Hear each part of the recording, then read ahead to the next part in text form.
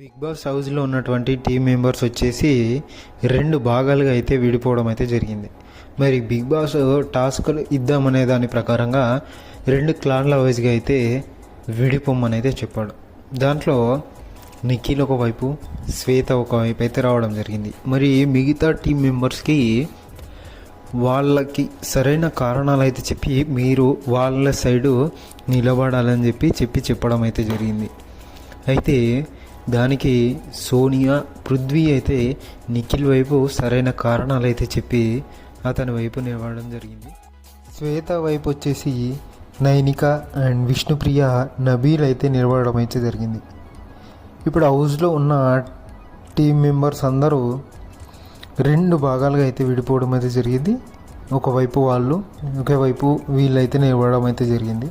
మరి big boss ఎటువంటి టాస్కులు ఇస్తాడో, మరి ఎవరెవరు గెలుస్తారో